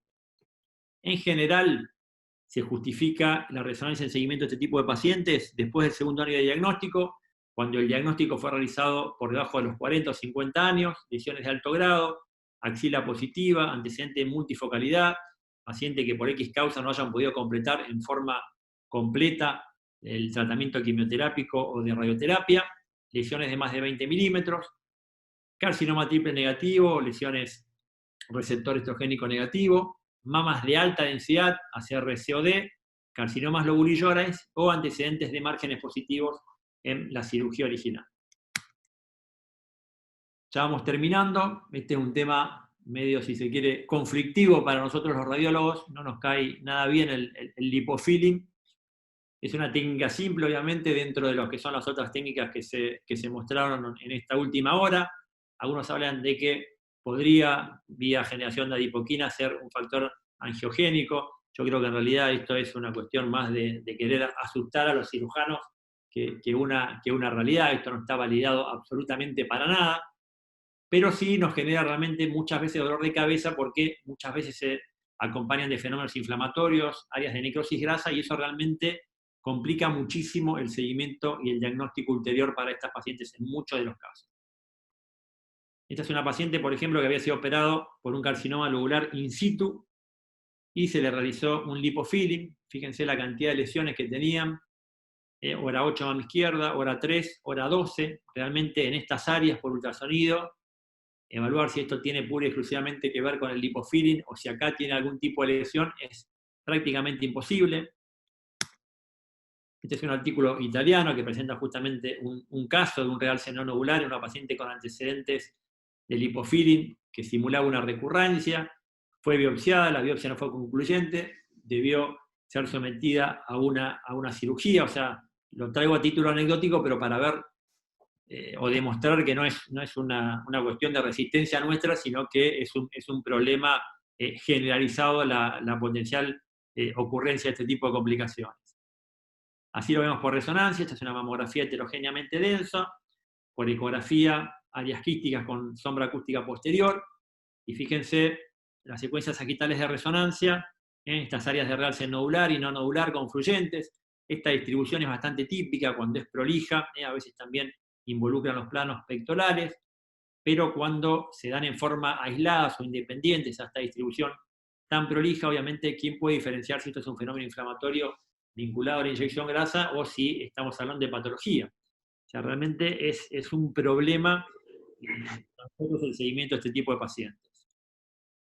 Para terminar, obviamente es un tópico que requiere un manejo interdisciplinario, por eso está bueno este tipo de actividades y vuelvo a agradecer la invitación. Obviamente, por la complejidad también requiere un abordaje multimodal, o sea, no son pacientes que puedan ser estudiados con un único método. Muchas veces debemos recurrir a la tríada eco-mamo-reso, dependiendo de cada caso en particular.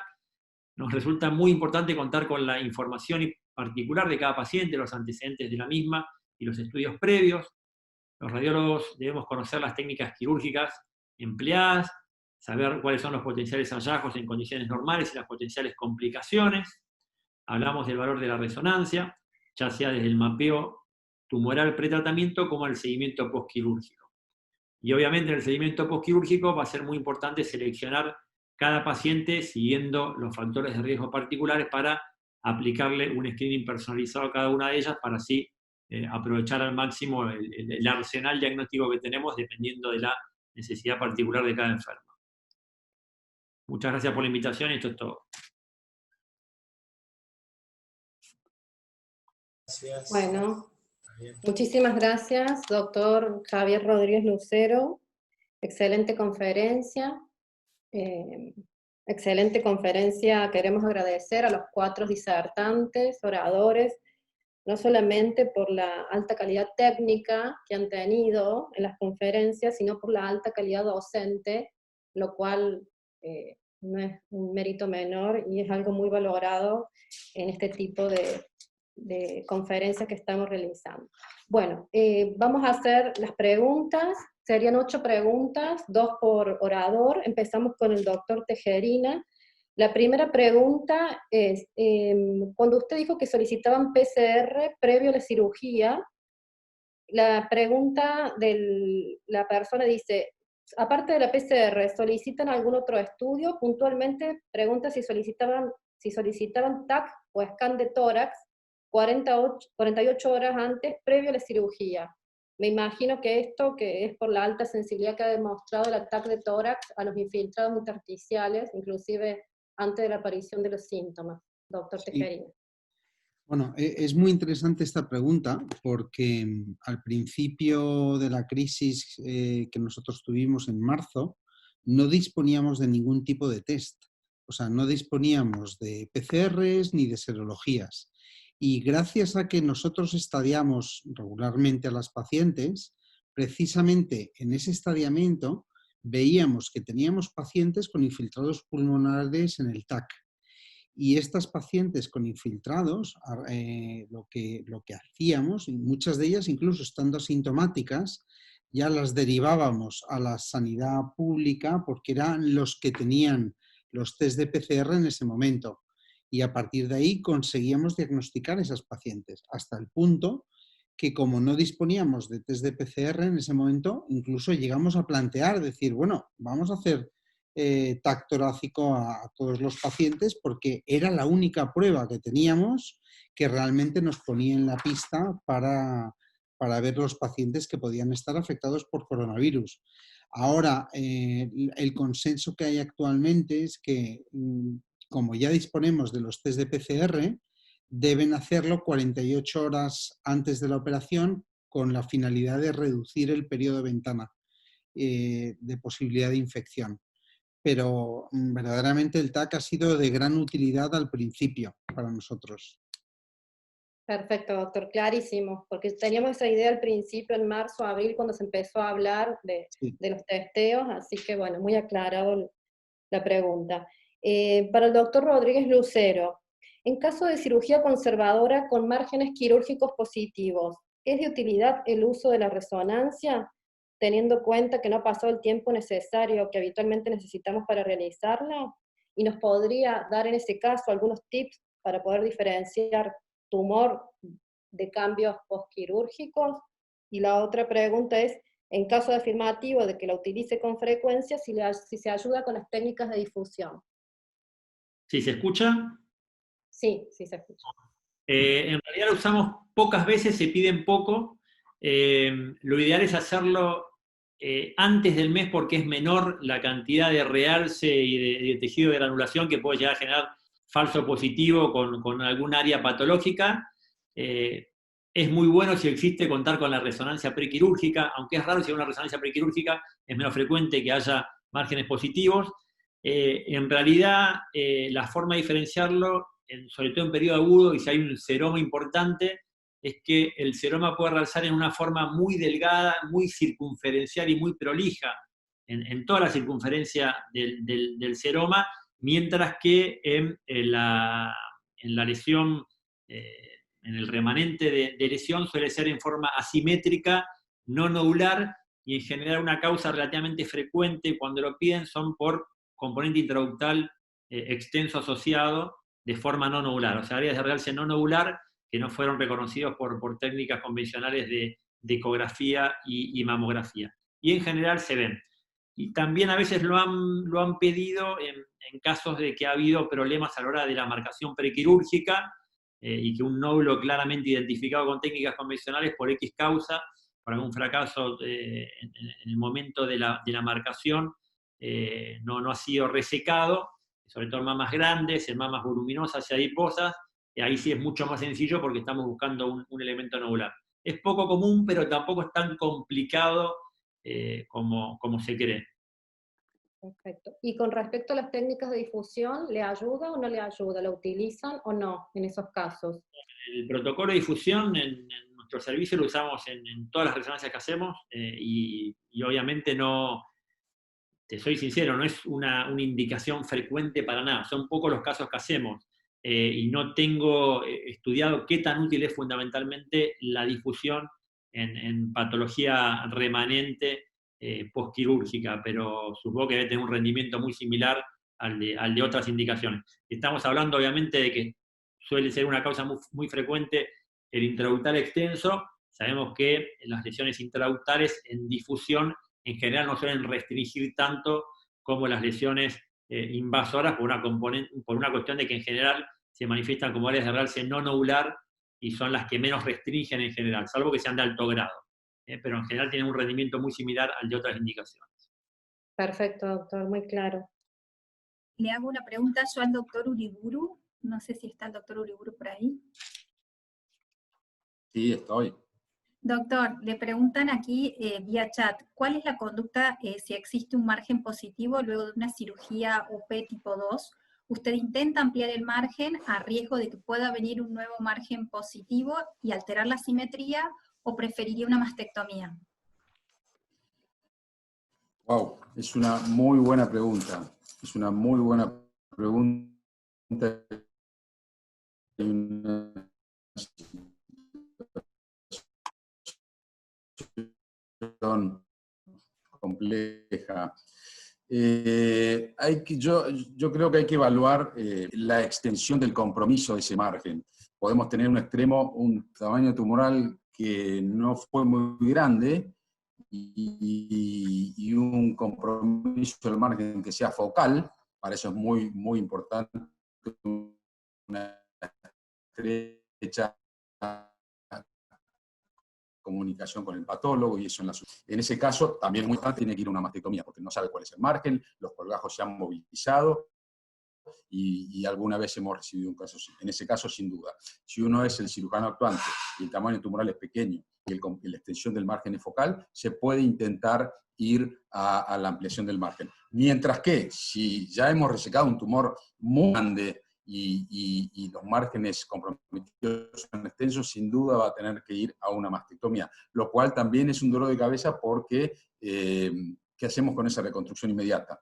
Estas indicaciones de cirugía oncoplástica tipo 2, con esas resecciones ambiciosas de grandes volúmenes, siguen vigentes, por supuesto, pero más que nada son anteriores a la indicación que estamos teniendo cada vez más de quimioterapia neoadyuvante. Hoy en esos tumores, por eso es muy importante la selección del caso antes de la cirugía. Hoy en esos tumores que están en el límite de conservar o no, antes iban a mastectomía y reconstrucción, por ahí con la cirugía oncoplástica en una mama más grande, uno intenta este tipo de técnicas ambiciosas en cuanto a la resección, pero cada vez más en esos casos estamos indicando quimioterapia neoadyuvante, con lo cual obtenemos, en algunos perfiles inmunistoquímicos, por supuesto, más que en otros, obtenemos mejores respuestas y podemos hacer una resección más cómoda sin este riesgo.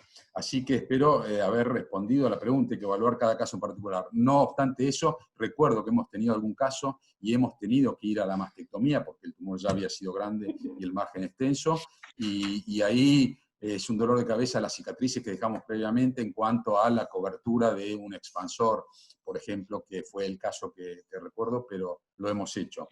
Entonces, para concluir, es muy importante la selección del caso previamente, no forzar indicaciones que nos pueden dar dolores de cabeza y cada vez más tener en nuestro arsenal la quimioterapia neoadyuvante. Espero haber respondido a la pregunta. Muy buena Excelente, pregunta, doctor. gracias. Excelente, muy claro. Ahora le voy a dirigir una pregunta al doctor Badir Chawan.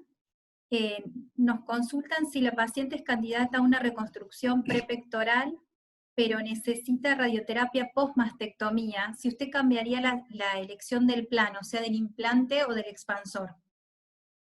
Más que cambiar la ubicación del implante, elegiría idealmente un expansor mamario, en este caso, ya que probablemente si la paciente va a requerir radioterapia posterior y tengo un buen colgajo, no necesito cambiar el implante o el expansor hacia retromuscular.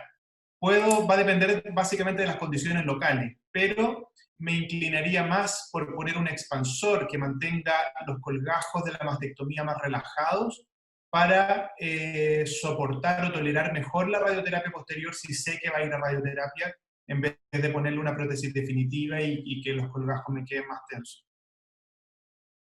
Y otra pregunta que nos hacen en reconstrucción prepectoral, ¿cuándo utiliza malla y cuándo no utiliza una malla?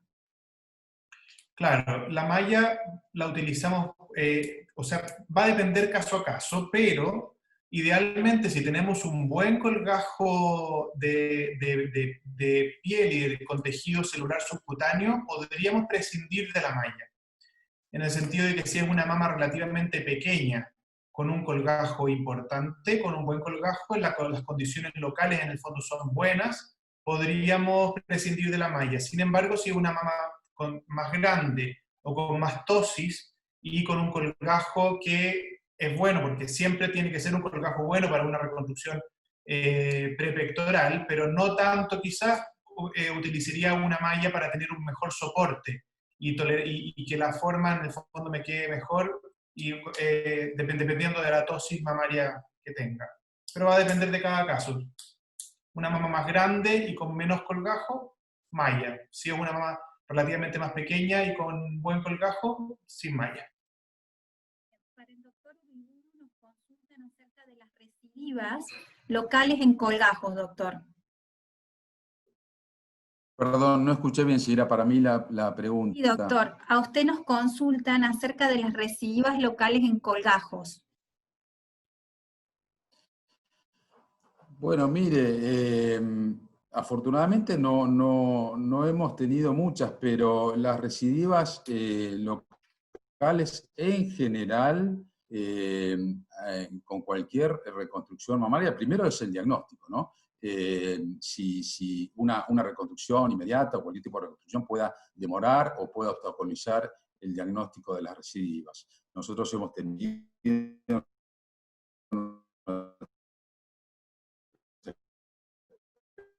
experiencia publicada y se asemeja a las publicaciones internacionales, y en general la restricción del 95 por un colgajo, no por un implante, se va a demorar. Y aún así, en general, el tratamiento tampoco es complejo. No es necesario sacrificar la reconstrucción por una recidiva en una reconstrucción. Tanto con colgajo ya es más difícil con el implante. Pero la mayoría de las veces que han ocurrido, tenemos gran experiencia en dorsal ancho, que hoy ya lo estamos utilizando menos, ya lo mencionó el doctor Badir, pero en general cuando aparece esta recidiva no se obstaculiza el diagnóstico y la mayoría de las veces se puede resecar sin sacrificar la reconstrucción, posiblemente tal vez después, si no tuvo previamente, con el agregado de radioterapia. No sé si me escuchó. Sí, perfecto. Ok, gracias. Bueno, en honor al tiempo y agradeciendo sobre todo a los oradores que están con diferencia horaria, al doctor Tejerina en particular, que hay como 4 o 5 horas de diferencia, no sé bien. La última pregunta es para él, y un poco global la pregunta, pero queremos saber cuál ha sido su experiencia como cirujano y cuál ha sido su mayor limitación a la hora de realizar oncoplastia durante esta época de pandemia COVID. La mayor limitación que hemos tenido básicamente ha sido la disponibilidad de camas al inicio de la crisis, porque al principio los hospitales, que es un poco lo que está pasando a ustedes en este momento, estaban completamente saturados. Entonces ya no era un problema de tener quirófanos o no, porque en muchos hospitales públicos los quirófanos estaban siendo utilizados como cuidados intensivos. y por tanto ni había quirófanos ni teníamos camas de hospitalización. Al final conseguimos en nuestro hospital montar un área quirúrgica de hospitalización de día, y esto fue para la fase, digamos, inicial, que fue, digamos, la fase más dura, el mes de abril. Ya en mayo empezamos a tener disponibilidad de camas y por tanto poco a poco no hemos tenido ningún problema y hemos podido hacer técnicas oncoplásticas y reconstrucción mamaria. Así que realmente no vemos ningún impedimento para poderlo realizar a pesar del COVID, y realmente yo creo que lo importante es quedarse con la idea de que si tenemos la gran suerte de que el hospital en el momento que estemos dispone de los medios para poder seguir realizando cirugías con seguridad para nuestros pacientes, no veo por qué no podemos continuar haciendo reconstrucción mamaria y técnicas oncoplásticas. Bueno, excelente. Muchísimas gracias, doctor. Doctor Mariconde, tiene la palabra para cerrar la webinar. Quería agradecer nuevamente a los disertantes y a todos los que están desde sus casas accediendo a este webinar, que es el primero que hacemos este año, como les decía. Así que bueno, muchísimas gracias a cada uno de los presentadores, que fueron muy claros. Y bueno, espero que les haya sido útil a todos. Muchas gracias a las doctoras que me ayudaron a mí, y yo las ayudé a ellas, pero más ellas a mí, porque las mujeres son mucho más ordenadas que nosotros, así que nos tenían, me hacían practicar todo, así que me tuvieron zumbando las chicas. Así que bueno, muchas gracias a todos. Muchas gracias a Antonio por el horario, porque son 5 horas más, son casi la 1:00 de la mañana. Así que bueno, Badir, un abrazo. Doctor Uriburu, muchas gracias. Y Javier desde Rosario, muchas gracias. Muchas gracias. Un abrazo a todos. Buenas noches. Saludos a todos. Muchas gracias. Adiós. Gracias. Un gusto escucharlos. Buenas noches. Gracias